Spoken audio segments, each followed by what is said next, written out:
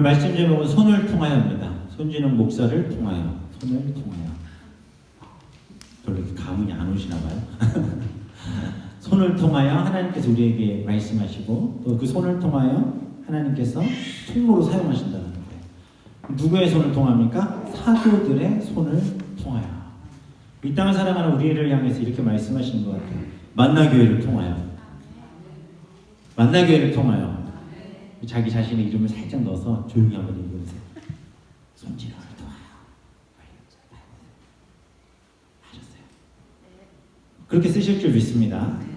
우리를 통하여 일하시는 하나님의 놀라운 은혜와 축복이 우리 이 시간에 말씀을 통해 넘쳐나기를 소망합니다. 지난주에 우리는 아나니아와 삽비라 사건을 봤죠. 이 두 사람의 특징이 뭐예요? 속여, 감춰. 거짓말 하잖아요. 그렇죠? 온 교회가 이 일을 들었어요. 그리고 듣는 사람들이 다 크게 두려워하니라 라고 말씀을 하고 있어요.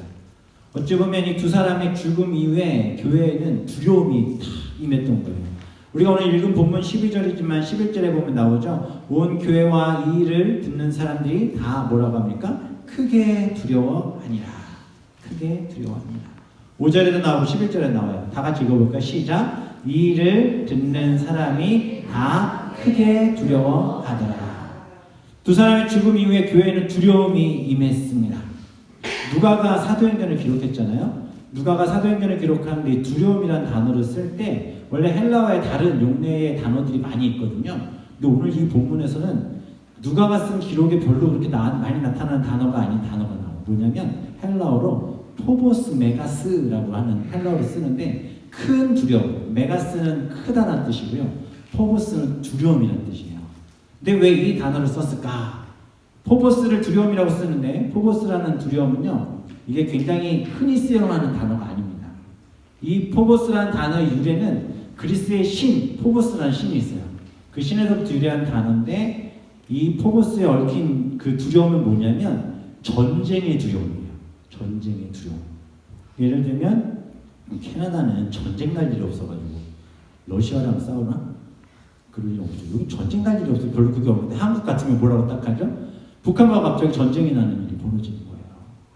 그래서 서울에 있는데 갑자기 사이렌이 울리면서 막 밤새기 펑 나오고 북한군이 쳐들어왔다고, 공습을 시작했다고, 전쟁이 나는 것 같다고. 딱 그러면 어떤 마음이 들어요? 와, 이제 천국 갈 때가 됐나보다 이러지 않죠? 어때요? 두렵다, 무서워하는 그 두려움이 있잖아요. 그러니까 어떤 전쟁에 앞서서 생기는 두려움을 포보스라는 헬라어를 주로 사용하는데 이 단어를 지금 누가가 특별히 쓰고 있어요. 왜 그랬을까요? 아나니아와 삽비라의 일을 통해 사단이 사람들의 마음에 들어갔고 그들이 성령을 속이는 이 일은 더 이상 그냥 바라만 봐야 될 일이 아니라 영적 전쟁의 시작이라는 거예요. 그 시작의 선전포고를 아나니아와 삽비라를 통해 선포했다는 것을 누가가 오늘 본문을 통해 이야기하고 싶은 거예요. 더 크게 두려웠다는 것은 앞으로 부딪히게 될 영적인 전쟁이 사람들에겐 두려움으로 다가오기 시작했습니다. 영적인 전쟁에는 반드시 사단이 또한 도구로 쓰는 사람이 있는 거예요. 오늘 본문에도 그렇지만 지난주에 잠깐 언급했지만 아간이나 가룟유다도 보세요. 공동체가 이제 무언가를 해하려고 했을 때에 그 안에 꼭 사단의 앞잡이와 같은 사람들이 한 명씩 등장을 해서 그들을 통해 어려운 일들을 보게 만듭니다. 공동체를 무너뜨리죠. 사단이 쓰는 그런 도구와 같이 일하는 사람들이 있어요. 교회를 혼란하게 만들기도 합니다. 우리가 만약에 사단의 도구로 사용되어진다면 이건 뭐 생각하기도 싫은 일이 될 줄 믿습니다. 사단은요, 아나니아와 삽비라의 마음속에 들어가요. 그리고 공동체를 허물어 버리려고 작정을 합니다. 그리고 사단이 거짓말을 합니다. 거짓말의 마귀의 속성이죠. 마귀가 제일 잘하는 게 거짓말이에요. 그 거짓말하는 순간 이거 마귀가 시켰구나 이 생각하시면 돼요. 그렇죠? 당해보셨죠? 거짓말 안 하시고 사셨어요? 마귀가 쓰시는 거예요. 쓰시는 거예요. 마귀가 쓰는 거예요. 거짓말은 마귀의 아주 두려움의 속성이에요. 마귀는 늘 거짓말을 하게 하죠. 아나니아와 삽비라도 어떻게 했어요? 거짓말을 하게 만듭니다. 그리고 그렇게 공격하는 거예요. 아담과 하와를 무너뜨릴 때도 거짓말로 다가섰던 사탄. 정말 먹지 말라더냐, 정말 죽는다고 하느냐라고 말합니다. 멀쩡한 진리가 있음에도 자꾸 의심을 던지면서 자꾸 의혹이 생기게 하고 결국 거짓말로 그 사람들을 훅 넘어오게 하는 일을 사탄이 하고 있다는 거죠. 또 하나는 하나님만큼 우리가 높아질 수 있다는 착각을 자꾸 불러일으키게 만들어요. 그래서 어떤 일들을 결정할 때 하나님의 마음으로 하나님 앞에 기도하여 결정하는 게 아니라 그냥 자기가 훅훅 결정을 하죠.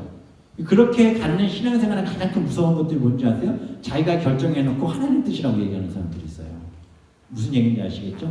내가 다 결정했어요. 어떤 중요한 일을 결정해야 되는데 A와 B의 결정이 있어요. 근데 내가 제일 원하는 게 A라는 결정이에요. 그럼 우리의 기도는 어디로 향합니까?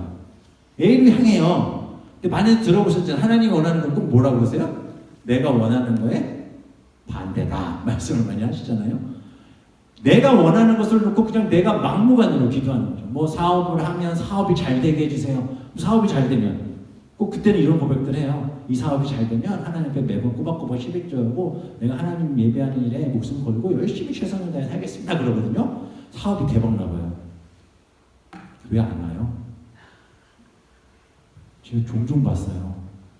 한국에서 막 그 비즈니스 하시는 분들이 음식 전문하시는데 음식 전문하시다가 처음에 막 너무 힘들었잖아요. 이제 이거 아니면 망한다 해가지고 시작을 하셨는데 주종이 막 잘 되는 거예요. 처음에 교회도 열심히 나오셨어요. 음식점이 너무 잘 되니까 분점을 내야 되는 상황이 벌어지니까 교회로 점점 뜸뜸하더라고요. 그래서 나중에 안 와요. 신랑과 뭐라는지 아세요? 목사님 이해해 주세요. 너무 바빠서 못 가요. 그럼 제가 꼭 드리는 말씀이 있어요. 이 사업장이 어떻게 시작된 사업장입니까? 고개를 푹 숙이세요. 기도하고 하나님이 주셨죠. 그거 믿으세요? 예, 믿어요. 근데 이렇게 하세요? 어쩔 수 없어요. 뭐 이렇게 어쩔 수 없는 게 많아요. 그죠? 결국 자기가 하고 싶은 대로 하는 거잖아요. 그렇게 자기 스스로 높아지는 일 가운데 사단이 생기고 사단의 마음과 사단의 유혹이 있고 거짓말하는데도 그런 일들이 벌어졌어요. 사단은 더러운 영이죠. 성령을 속이게 하죠. 자신들의 소유를 감추려 합니다. 아나니와 삽비라가 그것을 감췄고 초대교회는 그 일로 두려움이 다가왔습니다. 이 두 사람의 죽음을 모두가 현장에서 목격한 건 아닙니다. 그러나 그것을 눈으로 본 사람도 있지만 전해 들은 사람들도 있었어요. 근데 중요한 건 뭐냐면 사람들이 그 얘기를 듣고 두려워했다는 거예요. 두려워했다는 거. 우리는 무엇을 두려워하며 이 땅을 살아가고 계십니까? 내 인생이 어떻게 될까? 나는 10년 뒤, 5년 뒤 무엇을 하고 살까? 내 자녀들이 잘 클라나? 나는 내 건강은 어떨까? 뭐 이런 두려움이 우리 가운데 있으십니까? 두려운 마음이 생기면 어떻습니까? 우리 크리스찬들은 두려운 마음이 생기면 제일 먼저 무엇부터 해요? 주일학교 애들은 바로 대답하는 얘기는 안 하시네요. 두려운 마음이 생기고 어려운 마음이 생기고 우리가 제일 먼저 하는 게 뭐예요? 기도죠. 두려우면 예수 그리스도를 붙잡고 교회에 나와 기도하기 시작합니다. 그런데 반대로 이 두려운 마음 때문에 하나님과 더 멀어지는 사람들도 있다라는 거예요. 초대교회 사도들을 통해 일어나는 표적과 기사는 어찌 보면 진짜와 가짜가 누구인지를 분별해내는 체의 역할을 한 것 같아요. 12절에 보면 사도들의 손을 통하여 민간의 표적과 기사가 많이 일어나며 믿는 사람들이 다 마음을 같이하여 솔로몬 행각에 모였다라고 얘기하고 있습니다. 사람들이 그 두려움 앞에서 오히려 모여든 사람들이 있었어요. 그리고 사도들을 통하여 표적과 기사가 일어나기 시작하고 그것을 보고 은혜 받으러 모여든 사람들이 있었다라고 얘기하고 있습니다. 사도들을 통해 일어난 일들, 표적과 기사. 하나님께서는 아나니와 삽비라의 일을 통해서도 성령의 일하심과 하나님의 일하심을 보여주셨지만 그 일 이후에 사도들의 손을 통하여 또 민간의 표적과 기사가 많이 일어나게 하셨다라는 거예요. 표적이라는 단어는 제가 어렸을 때죠. 이제 한국에는 없는데 다 버스카드 되니까 토큰 아시죠? 토큰 써보셨어요? 토큰 써보신 분은 나이가 좀 있으신 분들인 거예요. 그죠? 준섭이 토큰 모르지? 모릅니다. 이게 동그랗게 안에 구멍 뻥 뚫린 거 아니잖아요. 그죠? 거기 보면 토큰이라고 있었는데 그 토큰의 의미가 뭐냐면 증거물이라는 뜻을 가지고 있어요. 증거물. 오늘 본문의 표적이라는 단어도 토큰이랑 어원을 같이 하는데 증거라는 거예요. 무슨 얘기냐면 하나님의 말씀 속에 증거들이 나타나기 시작하는 거예요. 말씀이 이렇게 선포되고 되잖아요. 제가 지금 말씀 선포하잖아요. 이 말씀이 선포된 것에 대한 증거들이 우리 삶에 나타나기 시작한다는 거예요. 그저 멍하니 맹하니 살던 인생에 주의 말씀이 들어가면서 우리의 삶에 그 말씀으로 살려고 하는 삶의 증거들이 그들 가운데 일어나기 시작했어요. 그리고 그 가운데 그렇게 일어나기 시작하니까 당연히 뭘 하겠어요? 사람들이 나누기 시작하죠. 기사와 은혜를 나누고 또 하나님이 주신 그 은혜들을 간증하는 일들이 벌어지기 시작합니다. 하나님께서 주신 일, 그 일이 우리에게 두려움으로 다가왔을지 모르지만 오히려 하나님의 말씀 붙들려고 했을 때 그것이 더욱더 귀한 표적과 기사로 일어났다라는 것이죠. 살다 보면 생기는 두려움들이 우리 가운데 있는 것은 사실입니다. 저도 마찬가지예요. 저도 말씀을 준비할 때도 그렇지만 제가 교회를 이끌어가면서도 그렇고 어떤 사역을 할 때도 그렇고 그냥 담대하게 쭉 가다가도 순간순간 제 안에 다가오는 두려움들이 있어요. 근데 이 두려움들을 우리가 그냥 무시하고 갈 수도 있지만 때로는 그 두려움으로 나를 더욱더 강하게 만들 수 있는 이런 믿음의 결단과 훈련이 우리 가운데 있어야 할 줄 믿습니다. 예전에 저희 어머니가 많이 아프셨었어요. 많이 아프셨었는데 한 번 이렇게 검사를 받으러 가신다고 그래서 저는 아무 생각 없이 그냥 네, 다녀오세요 그랬는데 어머니가 병원에 검사를 받으러 딱 갔는데 오셨는데 학교 갔다 왔더니 어머니가 이렇게 찬양을 하시면서 이렇게 방바닥을 이렇게 닦고 계시는 거예요. 그래서 저는 아무 생각 없었어요. 없다가 생각이 방에 있다가 딱 생각이 나는 거예요. 아 맞다. 어머니 오늘 병원 다녀오신다는데 뭐래요? 그랬더니 어머니가 방바닥 닦으시면서 고개를 딱 드시더니 다음 주에 수술하래. 깜짝 놀랐어요. 아니 별것 아니라고 했는데 왜 갑자기 수술을 하라는 거예요? 그랬더니 무슨 몸에 병이 있는데 바로 수술하지 않으면 안 될 것 같다고 하더라 그러시는 거예요. 너무 의연하게 대답을 해서 제가 네 그랬는데 보세요. 우리가 병원에 갔어요. 그냥 검진 받으러 갔어요. 그냥 검사 받으러 정기 검진 같은 거 있잖아요. 딱 갔어요. 의사가 이렇게 차트를 막 확인하더니 딱 보고 나를 몇 번 이렇게 쳐다보더니 연필에 볼펜을 갖고 탁탁탁 치더니 다음 주에 수술하셔야 될 것 같아요. 이 얘기를 들으셨어요? 어떠세요? 두렵죠? 무섭지 않으세요? 내가 무슨 병인가? 그러나 의사가 수술을 결정했다는 것도 어떤 의미예요? 두렵지만 고칠 수 있다는 거잖아요. 무슨 얘기인지 아시겠죠? 환자가 두려워할 건 알아요. 그러나 환자의 건강을 위해 더 좋은 대안을 주시는 거예요. 그렇죠? 우리 인생에 두려움을 주시는 것도 바로 그런 거예요. 그 두려움이 내게 올 때 그 두려움을 우리가 죽으라고 하는 게 아니에요. 그 두려움을 우리가 침체되어 있으라고 주시는 게 아니에요. 아나니아와 삽비라로 많은 사람들이 두려워했지만 그것은 하나님을 떠나라고 그 두려움을 주신 게 아니었던 거예요. 이것을 통해 우리가 무엇을 조심하고 또 어떠한 치료를 받고 하나님 앞에 어떻게 나가야 되는지를 우리에게 보여주신다는 거죠. 고속도로를 달리다 보면 제한속도 표시나 각종 표지판이 있어요. 우리의 위험을 알리는 도구죠. 그러나 그것은 위험을 알리는 도구라는 것은 뭐예요? 그것을 지키면, 그 룰을 지키면 우리는 안전할 수 있다는 것을 말씀해 주시는 거죠. 우리 인생에 다가오는 두려움은 하나님 우리에게 그렇게 주시는 표지예요. 우리에게 다가오는 두려움, 자녀를 키울 때의 두려움, 내가 사업을 할 때의 두려움, 사람의 관계 속에 있을 때의 두려움이 있다면 그 두려움을 어떻게 해야 돼요? 내가 그럼 이 두려움이 생긴 이유를 찾아내셔야 돼요. 그리고 그 가운데 하나님 앞에 더욱더 매달려 기도하고 주의 말씀 가운데 그 답을 찾아내는 은혜가 우리 가운데 있어야 할 줄 믿습니다. 모세는 하나님의 일들을 감당해야 될 때 그 안에 두려움이 많았잖아요. 그래서 계속 못한다고 하잖아요. 하나님은 어떻게 하십니까? 그의 두려움을 바꿔 가십니다. 우리의 삶에 많은 표적과 기사들이 있었으리라 생각합니다. 그리고 때로는 너무나 두려운 일들도 있었으리라 생각합니다. 그러나 그 어떤 것도 우리 인생에 나타나는 그러한 일들을 무시하지 마십시오. 내게 주신 분명한 경고, 그리고 그 경고를 통해 하나님 나를 더욱더 겸손하게 만드시고 결국엔 하나님이 원하시는 삶의 길이 무엇인지를 보여주시는 그 시작이라는 것을 늘 기억하시기를 바랍니다. 우리는 그 두려움 앞에 하나님의 말씀을 붙잡아야 할 줄 믿습니다. 두려운 문제들 이겨내셔야 할 줄 믿습니다. 하나님 이기게 하실 줄 믿습니다. 하나님의 말씀 들을 때 우리가 지금 이 시간에도 말씀을 들으면서 하나님 주시는 경고들이 있으실 거예요. 너 지금 말씀 듣고 있지? 너 지금 그 두려움을 어떻게 해결하겠니? 또는 지난주에 아나니아와 삽비라의 사건을 통해 너 재정을 그렇게 쓰면 되겠니? 뭐 이런 마음들. 나에게도 이런 두려움이 있을 수 있구나 라고 생각되어지는 것들이 있을 거예요. 그것을 보면 우리는 그렇게 하지 않고 나는 이런 부분들을 고쳐야 되겠다라는 마음의 결단이 있어야 된다는 거예요. 뉴스에서 보다 보면 각종 범죄자들이 나오죠. 각종 범죄자들이 막 범죄를 해요. 하면 너무 무섭고 두려운 것들이 너무 많아요. 그럼 어떤 생각들을 하세요? 아, 저렇게 살면 안 되지. 어떻게 저렇게 나쁜 사람이 있나? 라고 하는 게 맞잖아요. 그렇죠? 근데 어떤 사람들은 어떻게 합니까? 아, 저렇게 하면 내가 미워하는 사람을 저렇게 조용히 죽일 수 있겠구나. 아, 저 범죄자가 이렇게 했던 이런 실수가 있었네? 나는 이 실수 안 하고 이 사람을 어떻게 해버려야지. 저렇게 사기를 쳐야지. 저렇게 하면 돈 벌 수 있겠구나. 이런 마음을 갖고 다시 달려들면 어떻게 되는 거예요? 진짜 나쁜 사람인 거잖아요. 그렇죠? 우리가 하나님이 주시는 경고들을 지혜롭게 받아들이는 모습이 있어야 될 줄 믿습니다. 우리가 이것이 굉장히 중요한 부분이에요. 교회는 특별히 이러한 부분들에 영적으로 더욱더 민감해야 할 줄 믿습니다. 또한 이 세상에 두렵고 문제가 되는 일들을 분별할 줄 아는 도구로 우리 교회가 사용되어야 할 줄 믿습니다. 하나님은 그렇게 초대교회 사도들의 손을 사용하신 거예요. 사도들의 손을 거쳐서 하나님의 능력을 나타나게 하셨어요. 표적과 기사가 일어났고 믿는 사람들이 다 마음을 같이 하고 솔로몬 행각에 모여 그들이 하나님을 예배했습니다. 얼마나 좋은 기회예요.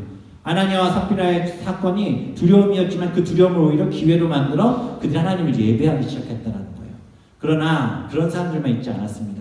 13절에 보면 그 나머지는 감히 그들과 상종하는 사람이 없으나 라고 말합니다. 많은 사람이 두려움 때문에 하나님을 믿게도 되었지만 하나님께 나아왔지만 오늘 본문의 중요한 것은 감히 그들과 상종하는 사람이 없다라고 얘기하고 있어요. 이 이야기는 뭐냐면 이 사건 이후에 아나니아와 삽비라 사건 이후에 공동체에서 달아나거나 멀리하게 된 사람도 있다는 거죠. 상종이라는 단어는 이 접착제로 붙이는 듯한 절친의 관계를 얘기하거든요. 근데 이런 관계 속에 있었던 사람들조차 떨어져 나가버리는 거예요. 그 두려움 때문에. 신앙에 확신이 없던 사람들이 교회를 이탈하기 시작합니다. 우리는 우리 주변에 예수를 믿는 사람도 있죠. 그러나 그렇지 않은 사람들도 있어요. 그래서 우리가 세상 속에 있을 때 믿는 사람으로서 믿지 않는 사람들에게 어떤 모습을 보여주느냐는 굉장히 중요한 거예요. 서로 근데 주로 믿는 사람과 믿지 않는 사람 꼭 만나서 얘기하다 보면요. 처음에는 그냥 일상적인 얘기하다가 나중에 결국 교회 얘기들을 해요. 교회 얘기들 하는데 가끔 이거 막 흥분할 때가 있죠. 왜냐면 믿지 않는 사람들이 주로 하는 얘기가 뭐예요? 야, 그 교회 목사는 솔직히 목사도 아니더라. 뭐 이런 얘기. 그쵸? 아니면 뭐 어떻게 막 그러냐? 막 이러면은 믿는 사람도 괜히 이제 화가 나기 시작해요. 야, 그게 다가 아니야. 그런 사람도 있지만 아닌 사람도 많아. 뭐 얘기하다 보면 계속 부딪히게 된다는 거죠. 그런데 우리의 말 한마디가, 우리의 행동 하나가 영원히 그 사람의 마음을 닫아버릴 수도 있다는 것을 우리는 기억하셔야 돼요. 우리는 어떤 순간에도 하나님 우리를 통로로 쓰고 계시다는 걸 잊지 마셨으면 좋겠어요. 그래서 우리 주변에 일어나는 일들을 물론 영적으로 해석하고 바라봐야 되죠. 그러나 이것이 내가 정말 철저한 기도와 영적인 해석 없이 내 나름대로 그냥 막 썰을 풀듯이 해버리면 그것 때문에 오히려 교회를 안 나오는 사람들이 있을 수 있다는 것을 우리는 늘 기억해야 합니다. 하나님께서 우리를 왜 사용하고 계시는지, 하나님께서 우리를 왜 붙들고 계시는지.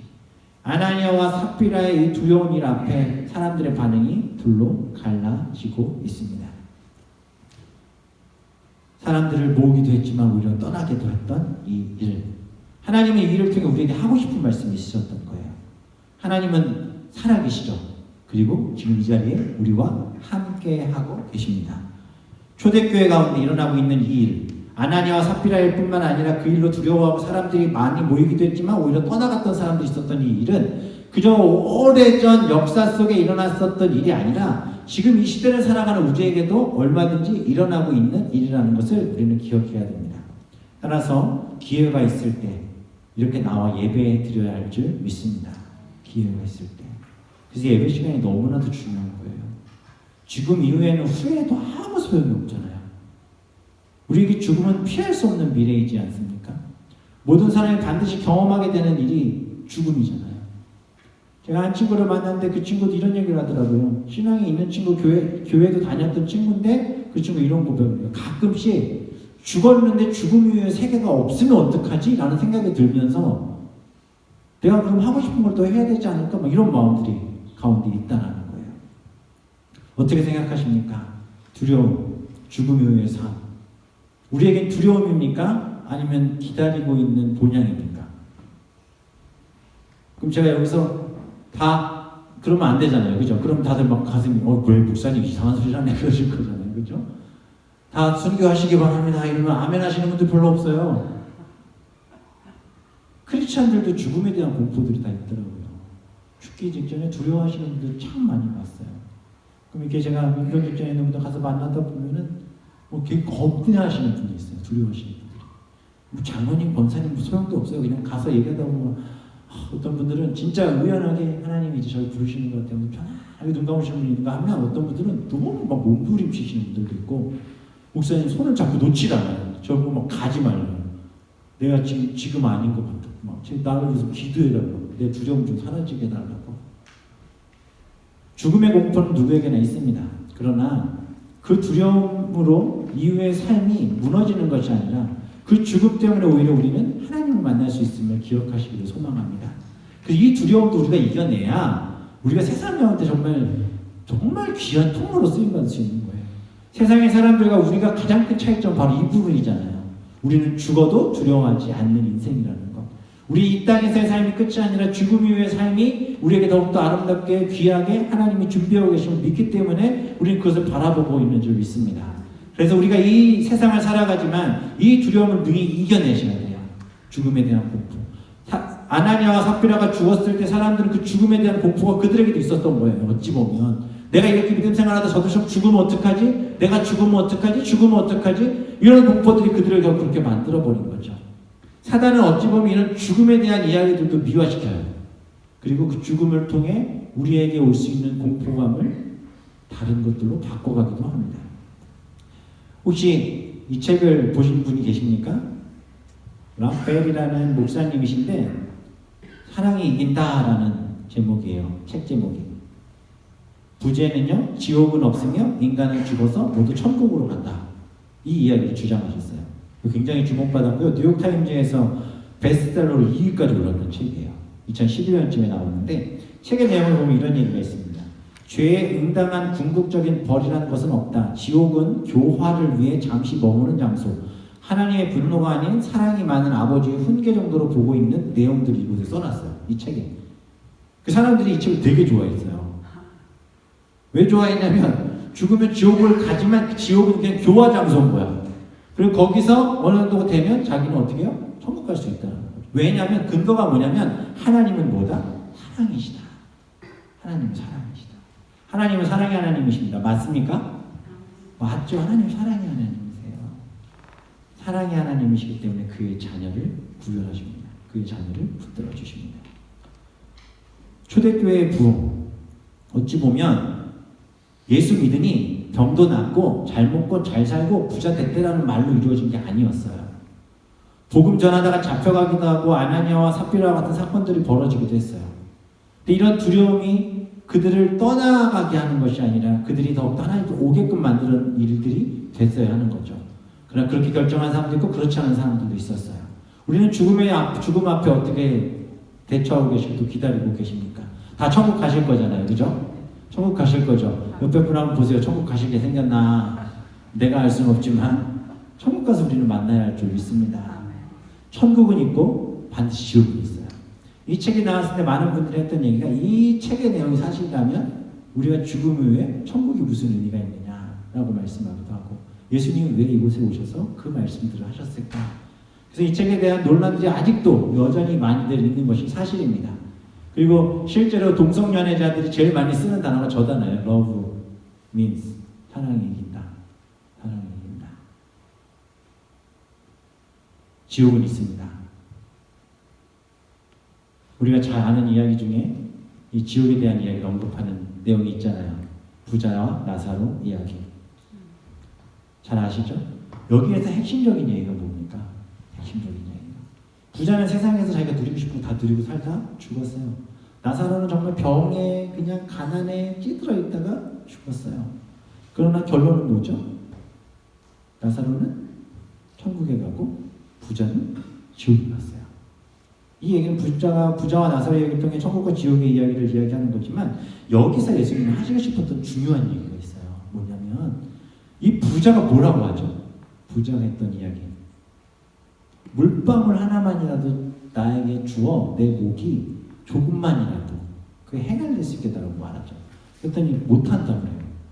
그때 부자가 뭐라고 하죠? 그럼 나사로를 시켜서 죽으면 이러한 일이 벌어져 지옥에 가고 천국에 갈 수 있다는 것을 내 가족들에게 가서 말할 수 있게 해주세요. 결론은요? 뭐라고 하시죠? 이것을 율법과 선지자가 하는 말을 듣지 않는 사람은 아무리 와서 두 눈으로 직접 본다고 해도 믿지 않을 것이다 라고 말씀하시는 거예요. 우리가 천국과 지옥을 가봐야 아는 것이 아니라는 거예요. 이미 이 말씀을 통해 또 사도들의 이야기들을 통해 하나님께서 우리에게 끊임없이 말씀하고 계신 것이 바로 저 이야기예요.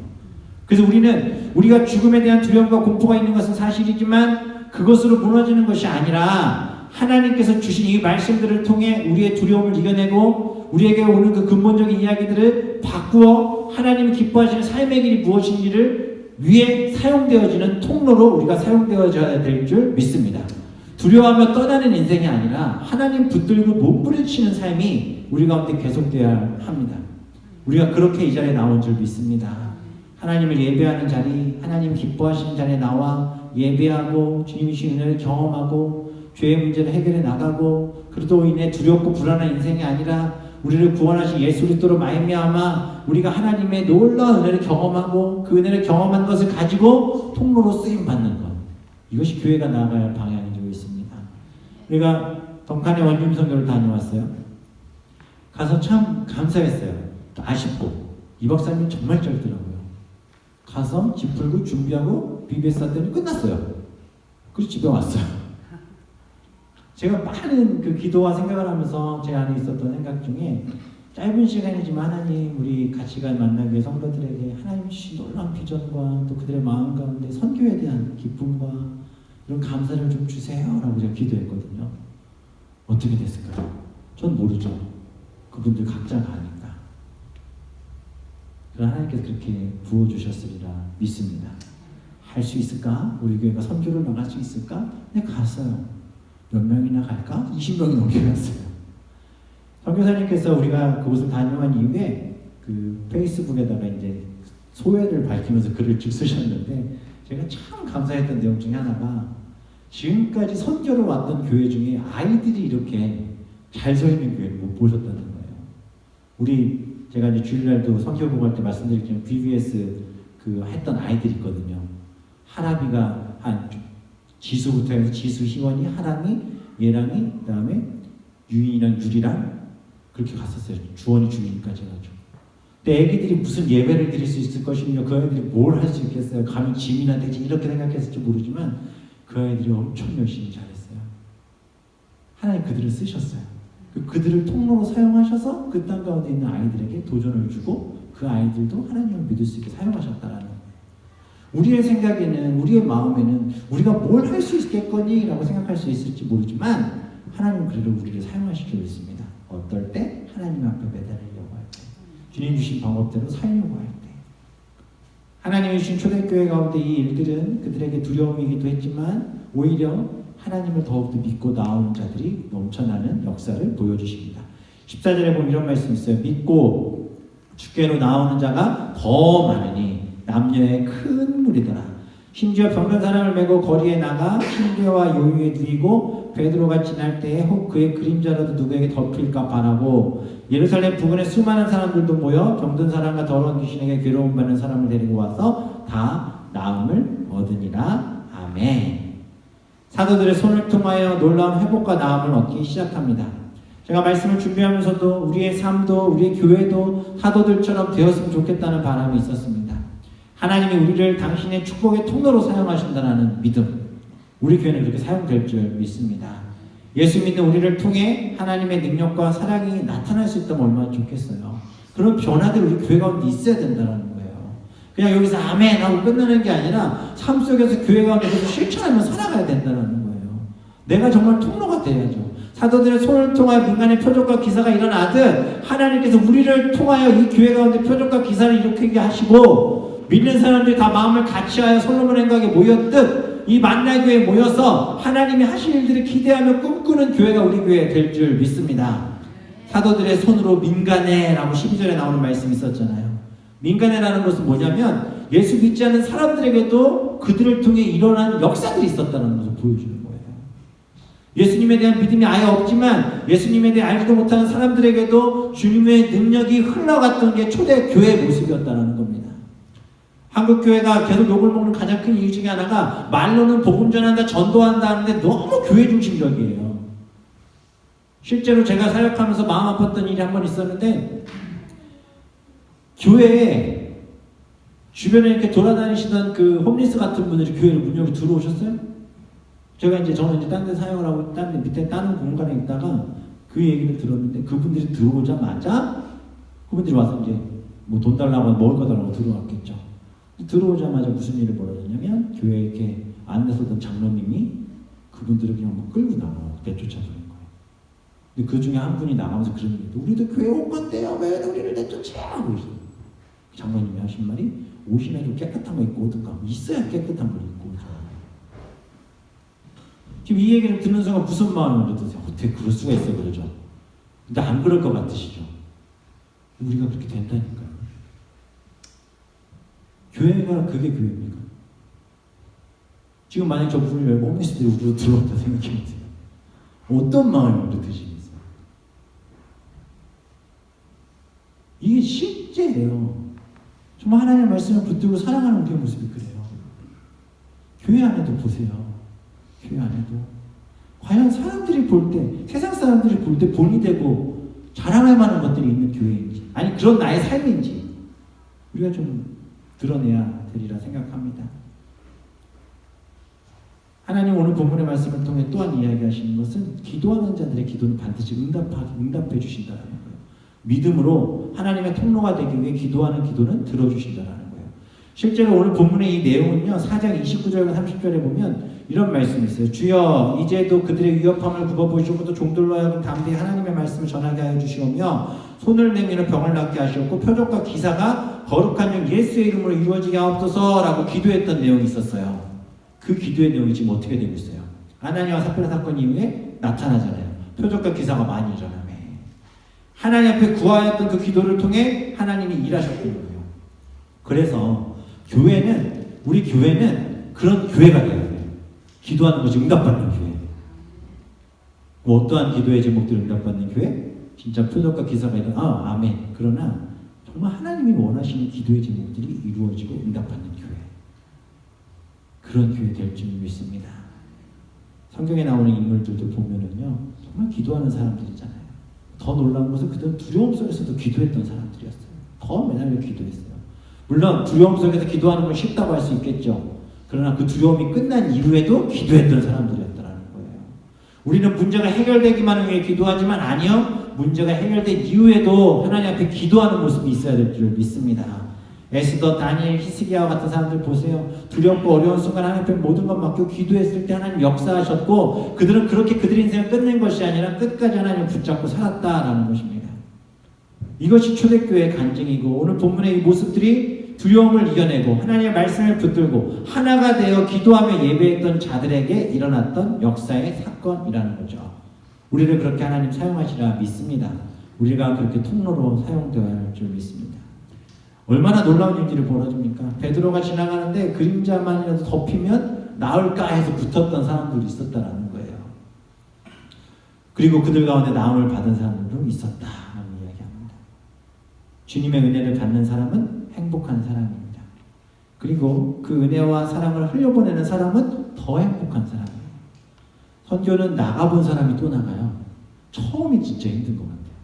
처음에 내가 가야 되나 말아야 되는데 한번 갔다 오면 내가 이제 쓰임받는 것이 보이고 알기 때문에 또 기대하고 또 가게 되는 거예요. 저는 내년엔 다 갔으면 좋겠어요. 우리 성도들 다 가셨으면 좋겠어요.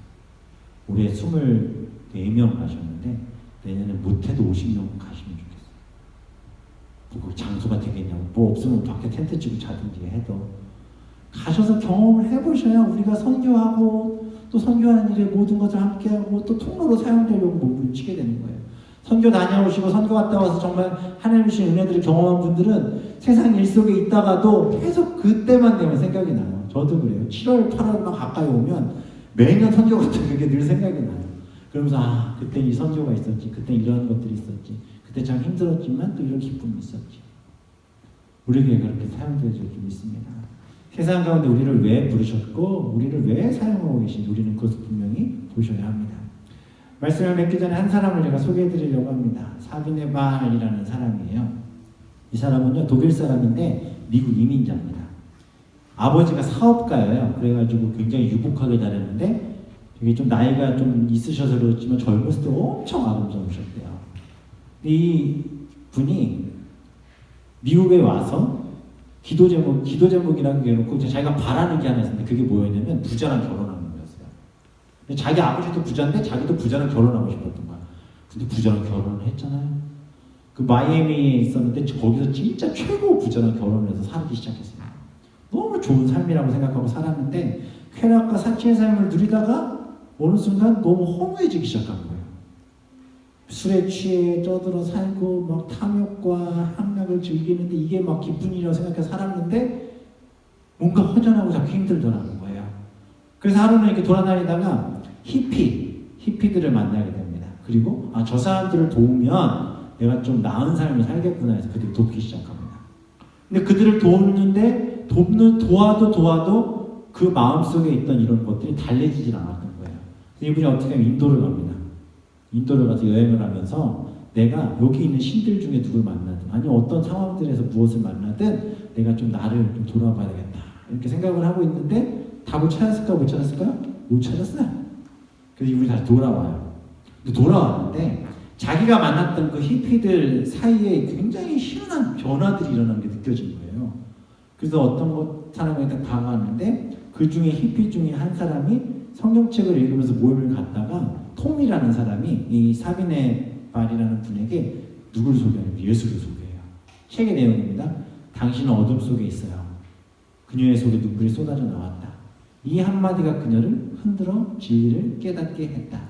그분이 당신을 위해 죽으셨어요. 사비네, 하나님이 당신을 위해 모든 것을 주셨어요. 하나님이 아무 조건 없이 자신을 주셨다고요. 이제 당신은 살아야 할 가치와 이유가 있는 거예요. 그냥 우는 것 외에는 아무것도 할 수 없었다. 처음으로 기도를 드렸다. 마치 저수지 관문처럼 굳게 닫혀있던 마음의 문이 부서지는 것 같았다. 하나님, 나의 하나님, 통곡이 터져 나왔다. 하나님이 나를 위해 아무 조건 없이 모든 것을 주셨구나. 오직 이 생각만이 그녀의 머리와 심정을 채웠다. 하늘의 사랑이 그녀를 소유해 버렸다. 그녀는 아멘으로 기도를 마치기 전에 하나님께 한 가지 소원을 드렸다. 제가 무슨 일을 하든지 아무 조건과 머뭇거림 없이 오직 당신만을 전적으로 섬기겠나이다.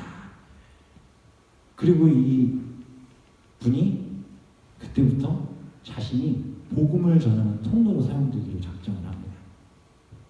이분이 예수를 믿고 난 다음부터 공동체에 아주 큰 변화가 일어났는데 오늘 초대교회 모습과 굉장히 비슷한 일들이 벌어졌어요. 공동체 리더가 종교를 갖고 있지 않다가 예수를 믿고 복음을 전하기 시작하니까 그 공동체 안에 있던 사람들이 떨어져 나가는 사람들이 생기기 시작한 거예요. 그런데 다시 유입되는 사람들도 있었어요. 리더가 바뀌니까 공동체가 바뀌어버리기 시작했어요. 그리고 그가 그렇게 호스피스 사역 통해서 막 열매를 맺어가다가 자신이 살았던 조국 독일이 생각이 나서 독일로 이렇게 돌아가요. 돌아갔는데 길거리에 있는 청소년들을 보았습니다. 그렇게 타락하고 방탕하게 사는 사람들. 그들을 보면서 이 마음속에 무슨 생각이 들었냐면 이들을 만나야 되겠다. 이들을 만나야 되겠다. 그들에게 다가갑니다. 그리고 또 책에 그가 이런 글을 기록했어요. 사람들을 만나서 그 아이들을 만났을 때 감옥에 가 있는 아이들, 그리고 한국말 하면 소년원에 가 있는 그 아이들을 만나서 이 사람이 이렇게 얘기합니다. 내가 비록 백만장자가 되었지만 늘 텅 빈 듯한 허무함에 괴로웠고 나는 그 허무함을 이기기 위해 죄의 구덩이에 빠질 수밖에 없었다. 어둠과 혼돈의 시간이 내 안에 있었다. 그러나 망가진 나를 대신하여 죽은 친구가 한 명 있어. 라고 얘기했대요. 그게 누구냐면 바로 예수님이야. 이렇게 그가 복음을 전하면서 하나님께서 못 고칠 죄인이 없다. 우리 모두에게 소망이 있다. 나를 봐. 이 할머니를 봐. 사고뭉치의 말썽꾸러기였던 내가 하나님이 사용하셔서 이렇게 너에게 지금 복음을 전하고 있잖아. 하나님이 너희들도 쓰실 거야. 너희들이 무슨 일을 저질렀든지 하나님의 사랑이 너희들을 바꿔가실 거야. 이런 고백을 하며 사람들을 변화시키기 시작했다는 거예요. 통로로 쓰임받은 거죠. 하나님의 놀라운 통로로. 하나님 우리를 보시는 분도 마찬가지겠죠. 우리를 사랑하십니다. 그리고 우리 이곳에 부르셨고 우리를 통해 하나님 일하기 원하십니다. 사도들의 손을 통하여 일하신 것처럼 우리의 손을 통하여 일하실 줄 믿습니다. 그럼 우선 어디로 가야 될까요? 당장 내일 선교지로 떠날까요? 우리도 히피들, 홈리스들한테 가서 복음 전하러 갈까요? 가셔도 돼요. 너무 감사해요. 가시면 제가 파송해 드릴게요. 내일 당장 아프리카로 떠나시면 오케이 가세요. 제가 교회에서 얘기해서 후원해드리고 밀어드릴게요. 이것을 제가 말씀드리는 게 아니죠. 제일 먼저 우리 가정 가운데 좀 좋은 통로로 좀 쓰임 받으시면 좋겠습니다. 우리 이 자리에 없는 분들에게 좋은 통로로 쓰임 받으시라는 거예요. 가셔서 받은 은혜를 나누시고 그들에게 좋은 통로로 흘려보내시고 또 그렇게 우리 자녀들에게 흘려보내시고 그렇게 작은 것부터 시작하시기를 소망합니다. 하나님 거기서부터 우리를 보시고 우리의 그릇을 보시고 우리를 사용해 가십니다. 우리의 인생이 정말 하나님 앞에서 두렵고 떨리는 인생이 아니라 그 두려움이 바뀌어서 오히려 하나님을 예배하고 하나님 앞에 기도하는 우리 공동체가 되기를 소망합니다. 남편 위에, 아내 위에, 자녀 위에, 교회 위에, 나아가 이 나라를 위해 우리는 기도해야 합니다. 그렇게 하나님의 통로가 되게 해달라고. 다 내려놓으세요. 기도하시고 주님 붙드시길 바랍니다.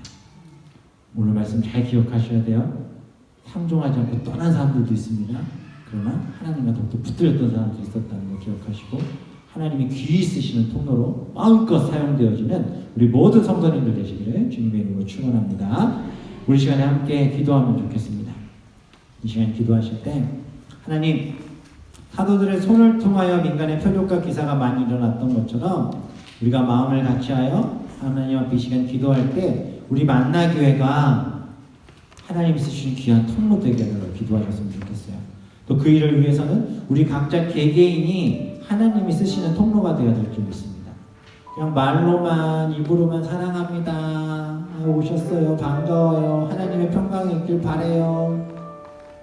제가 당신을 위해 기도하겠습니다. 말로만 이러는 게 아니라 그냥 삶으로 기도하고 사랑하고 섬기고 이 험한 세상 살아갈 때 우리 옆에 있는 이분들이 얼마나 하나님의 좋은 통로이지 않습니까? 내가 좀 더러워졌을 때 깨끗한 통로로 흘려보내는 분들을 보면 또 나를 깨끗하게 하실 수 있는 우리의 모습, 그렇게 기도하는 모습 우리 교회 가운데 있길 소망합니다. 우리 이 시간 그 제목 갖고 기도해요. 하나님 우리 만나기를 하나님의 귀히 쓰시는 통로 되게 해주세요. 하나님 내가 하나님의 귀히 쓰시는 통로가 되게 해주세요. 우리 이 기도의 제목 가지고 함께 기도합니다. 함께 기도하겠습니다.